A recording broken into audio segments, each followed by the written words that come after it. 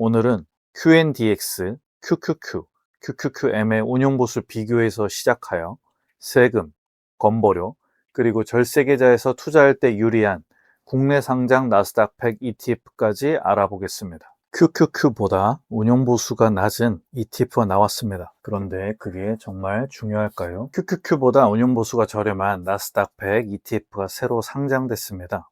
티커는 QNDX입니다. 미국 최초의 ETF로 알려진 SPY를 운용하는 스테이트 스트리트가 만든 상품인데요. QNDX의 연간 운용 보수는 0.1%입니다. 전 세계에서 나스닥 100 지수를 추종하는 ETF 중 가장 규모가 큰 것은 QQQ이며 연간 운용 보수는 0.18%입니다. 그 다음 규모가 큰 것은 QQQM이고 연간 운용 보수는 0.15%입니다. 같은 나스닥 100을 추종하면서도 QNDX의 운용 보수가 가장 저렴합니다. QNDX는 2026년 6월 23일 상장됐고 나스닥 100 지수를 추종하는 패시브 ETF입니다. 아마 앞으로 유튜브에는 이런 영상이 많이 나올 것 같습니다. 장기 투자를 할 거라면 운용 보수가 가장 저렴한 QNDX가 유리합니다. 이 말은 틀린 말이 아닙니다. 같은 지수를 똑같이 추종하고 10년, 20년, 30년 동안 한 번도 팔지 않고 장기 보유한다면 운용 보수가 저렴한 상품이 유리할 가능성이 높습니다. 그런데 저는 실제 상담하면서 조금 다른 생각을 하게 됩니다. 과연 우리는 정말 장기 투자를 할 수 있을까요? 그리고 나스닥 100에 투자할 때 운용 보수 0.05%, 0.08% 차이가 정말 중요한 문제일까요? 오늘은 QNDX, QQQ, QQQM의 운용보수 비교해서 시작하여 세금, 건보료, 그리고 절세계좌에서 투자할 때 유리한 국내 상장 나스닥 100 ETF까지 알아보겠습니다. 우선 세 상품은 모두 나스닥 100 지수를 추종하며 패시브 ETF라는 점에서는 큰 틀이 같습니다. QQQ의 연보수는 0.18, QQQM은 0.15, QNDX는 이보다 낮은 0.1%입니다. 1억 원을 투자했다고 단순하게 계산해 보겠습니다. QNDX는 연간 10만 원, QQQM은 약 15만 원, QQQ는 약 18만 원입니다. QNDX와 QQQM의 차이는 연간 약 5만 원, QNDX와 QQQ의 차이는 연간 약 8만 원입니다. 금액이 커지고 투자 기간이 길어지면서 이 차이도 복리로 누적됩니다. 따라서 새롭게 투자하는 돈이고 정말 오랫동안 보유할 수 있고 거래 유동성과 추적 오차에도 문제가 없다면 운용 보수가 저렴한 QNDX는 충분히 매력적인 선택이 될 수 있습니다. 하지만 여기서 중요한 조건이 하나 있습니다. 정말 오랫동안 가지고 있어야 연 보수의 차이를 느낄 수 있다는 것이죠. 참고로 패시브 ETF인데 S&P 500 ETF의 연 보수는 나스닥 100보다 낮습니다. QQQ보다 2배 이상 규모가 큰 VO는 0.03%, IVV도 0.03%, SPY는 0.0945%입니다. QQQ와 QQQM이 상대적으로 높은 보수입니다. 장기간 같은 ETF를 보유하는 경우는 생각보다 많지 않습니다. 예를 들어 처음에는 QQQ를 샀다가 QQQM의 보수가 더 저렴하다는 이야기를 듣고 갈아탑니다. 이번에는 QNDX가 더 저렴하다고 하니 QQQM을 팔고 QNDX로 옮기고 싶어질 수도 있습니다. 그러다 시장이 크게 하락하면 나스닥 100 자체가 불안해서 매도를 할 수도 있죠. 또한 반도체가 오르면 반도체 ETF로 이동하고 배당주가 좋아 보이면 배당 ETF로 이동합니다. 결국 운용보수 0.05%, 0.08%를 아끼기 위해 ETF를 계속 사고 팔다 보면 다른 비용이 발생합니다. 매매 수수료가 발생하고 매수와 매도 가격의 차이인 호가 스프레드도 부담하게 됩니다. 원화를 달러로 바꾸거나 다시 달러를 원화로 바꾸면 환전 비용도 생길 수 있죠. 그리고 수익이 난 기존 ETF를 매도하면 이제 세금이라는 걸 고민해야 합니다. 그나마 일반 계좌에서 해외 상장 ETF를 수익 내서 매도하면 양도소득세 22%로 끝나고 건보료에 영향을 안 주는 게 다행이겠네요. 어떠한 이유에서든 소위 4848이 더 문제가 될 수 있습니다. 운용보수는 숫자로 명확하게 보이지만 투자자의 행동으로 발생하는 비용은 계좌에 따로 표시되지 않으니까요. 저는 장기 투자에서 가장 비싼 비용이 운용보수가 아니라 투자자의 심리일 수도 있다고 생각합니다. 기존에 QQQ나 QQQM을 보유하고 있다면 단순히 운용보수가 저렴하다는 이유만으로 갈아타는 것은 신중해야 합니다. 새로 투자할 돈으로 QNDX를 사는 것과 이미 수익이 난 QQQ를 매도하고 QNDX로 옮기는 것은 전혀 다른 문제이기 때문이죠. 예를 들어 QQQ에서 1,000만 원의 이익이 발생한 상태라고 가정해 보겠습니다. QNDX의 운용 보수가 연간 0.08% 저렴하다는 이유로 QQQ를 매도하고 수익을 실현합니다. 우리나라 거주자가 미국 상장 ETF를 매도해 발생한 이익은 해외 주식 양도소득으로 과세됩니다. 모든 해외 주식과 해외 ETF의 이익과 손실을 합산한 후 순수익에 대해 기본공제 250만 원을 해주고 나머지 금액에 22% 양도소득세가 적용되는 거죠. 즉, 순이익이 1,000만 원이라고 가정하면 1,000만 원에서 기본공제 250만 원을 빼고 750만 원에 22%가 적용되어 세금은 약 165만 원입니다. 그런데 1억 원 기준으로 QNDX와 QQQ의 운용보수 차이는 단순 계산하면 연간 약 8만 원입니다. 운용보수 8만 원을 아끼기 위해 165만 원의 세금을 먼저 내는 상황이 생길 수도 있죠. 이 경우에는 보수 차이만 보고 갈아타는 것이 반드시 유리하다고 말하기 어렵습니다. QNDX가 나쁜 상품이라는 뜻이 아닙니다. 새로 투자할 상품을 선택하는 문제와 기존 상품을 매도하고 갈아타는 문제는 따로 봐야 합니다. QNDX, QQQ, QQQM 가운데 어떤 ETF를 선택하더라도 한국 거주자가 일반 계좌에서 투자한다면 매도 차익에 적용되는 세금 구조는 다행히도 같습니다. 운용보수는 각각 다르지만 수익을 실현할 때는 모두 해외 주식 양도소득에 해당합니다. 다행인 점도 있죠.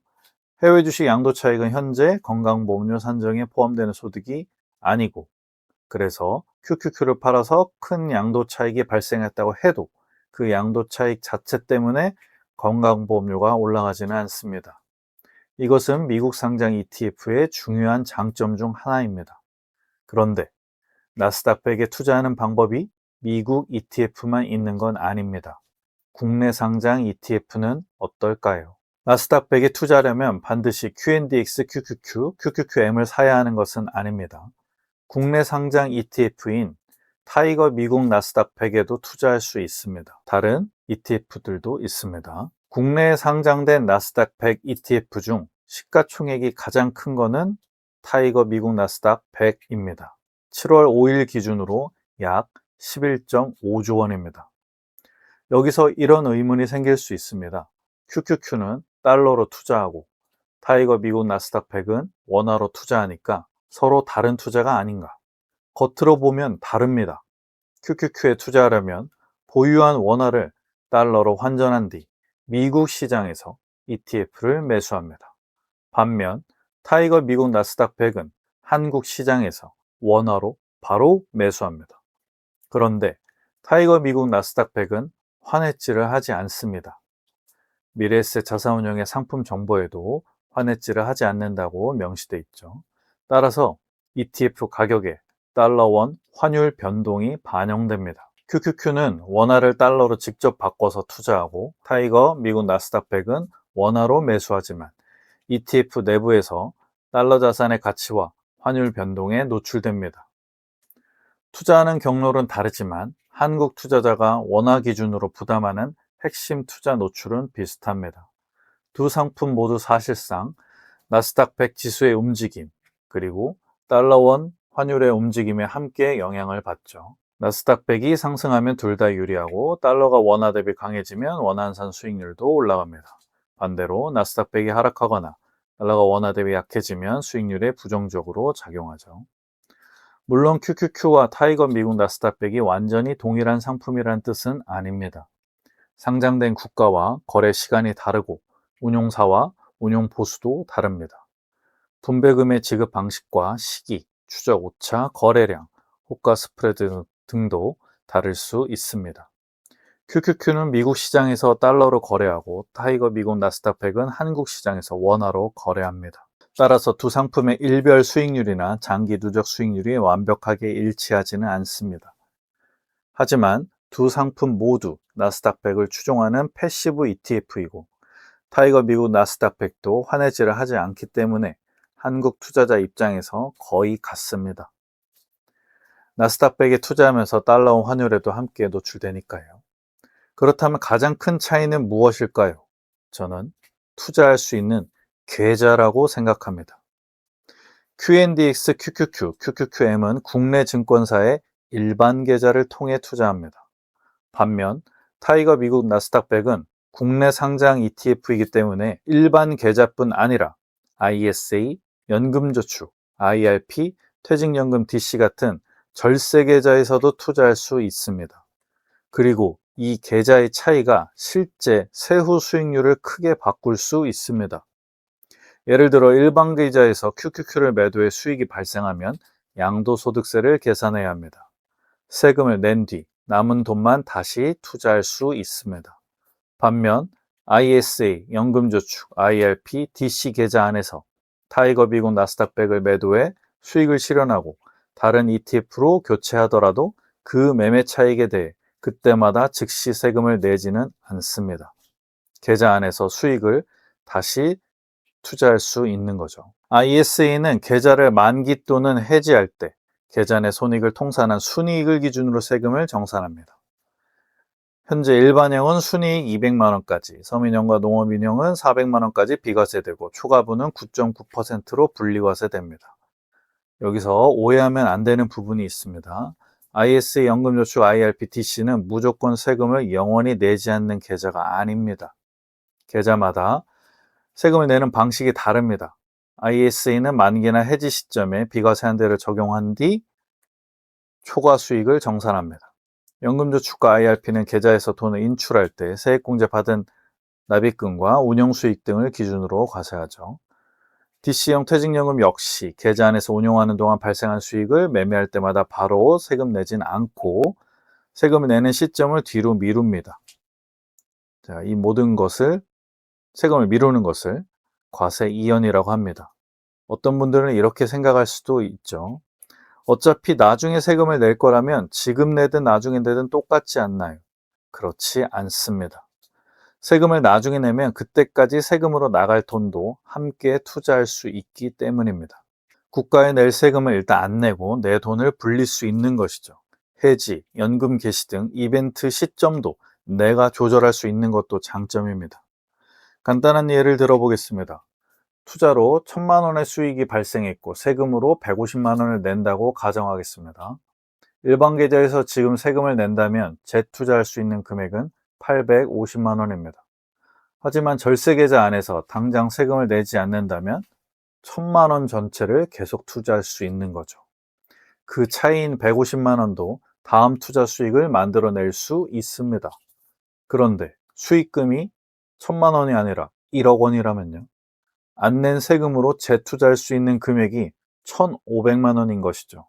또한 투자 기간이 길어질수록 이 차이는 복리로 누적됩니다. 따라서 과세 이연의 가치는 단순히 세금을 늦게 내는 데서 끝나지 않습니다. 납부하지 않은 세금까지 투자 원금처럼 활용할 수 있다는데 과세 이연의 진짜 가치가 있습니다. 절세 계좌 안에서 ETF를 매도해 수익이 발생했다고 해서 그 운용 수익이 즉시 개인의 금융소득으로 확정되고 건강보험료가 부과되는 것은 아닙니다. 계좌 안에서 계속 운용되고 있는 단계에서는 개인에게 지급된 이자 소득이나 배당 소득으로 보아 그때마다 건강보험료를 계산하는 구조가 아니죠. 따라서 ISA, 연금저축, IRP, DC 안에서 ETF를 매매하고 재투자하는 동안에는 매매 수익에 대해 즉시 세금을 내지 않고 그 운용 수익 때문에 즉시 건강보험료가 부과되는 것도 아닙니다. 다만 나중에 계좌에서 실제로 돈을 인출할 때는 계좌 종류, 돈의 출처, 수령 방식에 따라 세금과 건보료 영향을 따로 확인해야겠죠. 절세계좌는 평생 세금과 건강보험료가 없는 것은 아니지만 운용하는 동안 세금과 건강보험료 부담을 일단 뒤로 미루면서 수익 전체를 계속 재투자할 수 있다는 것입니다. 그렇다면 QQQ보다 타이거 미국 나스닥 100이 무조건 좋을까요? 그렇지는 않습니다. 절세계좌는 아무리 많이 납부하고 싶어도 1년에 납입할 수 있는 한도가 정해져 있기 때문이죠. 타이거 미국 나스닥 100을 일반 계좌에서 투자하여 수익 실현하면 배당 소득을 내야 하기에 수익이 많이 나면 배당 소득세 15.4%로 안 끝날 수 있습니다. 근로소득, 사업소득과 합해져 최대 40%대 세율까지 나올 수도 있으며 건보료 상승의 위험도 있죠. 이때는 일반 계좌에서 QQQ를 투자하는 게 더 이득일 수 있습니다. 양도소득세 22%로 끝이고 건보료 영향이 없으니까요. 따라서 상황에 따라 투자가 달라집니다. 현재 어떤 계좌를 보유하고 있는지, 투자 금액이 얼마인지, 투자 기간은 얼마나 되는지, 중간에 자금을 인출해야 하는지, 근로소득, 사업소득 등 상황은 어떤지, 은퇴 후 어떤 방식으로 돈을 꺼낼 것인지 이런 조건들을 함께 봐야 합니다. 저라면 나스닥 100 ETF를 선택할 때 첫째, 나스닥 100의 큰 변동성을 감당할 수 있는가? 나스닥 100은 장기적으로 높은 수익을 기록해왔지만 하락장에서는 큰 폭으로 떨어졌었습니다. 하락했을 때 팔 가능성이 높다면 운용보수 0.05%, 0.08%보다 자산 배분 투자라는 게 맞을 수도 있습니다. 둘째, 정말 장기 보유할 수 있는가? 장기 보유를 전제로 한 보수 비교는 실제로 장기 보유했을 때 의미가 있습니다. 셋째, 어느 계좌에서 투자할 것인가? 일반 계좌인지 ISA인지, 연금저축인지, IRPTC인지에 따라 세금의 종류와 납부 시점이 달라지기 때문이죠. 넷째, 기존 상품을 팔고 갈아탈 것인지, 새로운 투자금으로 살 것인지 구분해야 합니다. 기존 ETF에 큰 수익이 발생했다면 갈아타는 순간 세금이 발생할 수 있기 때문이죠. 마지막으로 그 다음에 운용보수, 거래량, 추적 오차 등을 비교합니다. 운용보수는 중요합니다. 하지만 운용보수만 보고 상품을 고르면 더 큰 요소를 놓칠 수 있다고 생각합니다. 정리하면 QNDX는 나스닥 100을 추종하면서 연간 운용보수가 0.1%로 QQQ보다 저렴한 ETF입니다. 장기간 보유할 새로운 투자자라면 충분히 관심을 가질 만한 상품입니다. 하지만 기존 QQQ나 QQQM을 보유한 투자자가 보수가 조금 저렴하다는 이유만으로 무조건 갈아타야 하는 것은 아닙니다. 매매 비용이 발생하고 수익을 실현하면 양도소득세가 발생할 수 있기 때문이죠. 그리고 QQQ와 타이거 미국 나스닥 100은 거래 통화와 상장 시장은 다르지만 한국 투자자가 원화 기준으로 보는 핵심 투자 노출은 비슷합니다. 둘 다 나스닥 100과 달러원 환율의 영향을 받습니다. 진짜 큰 차이는 어떤 ETF인가 보다 어떤 계좌에서 투자하는가에 있습니다. QNDX, QQQ, QQQM을 일반 계좌에서 투자하면 수익을 실현할 때 양도소득세 구조가 적용됩니다.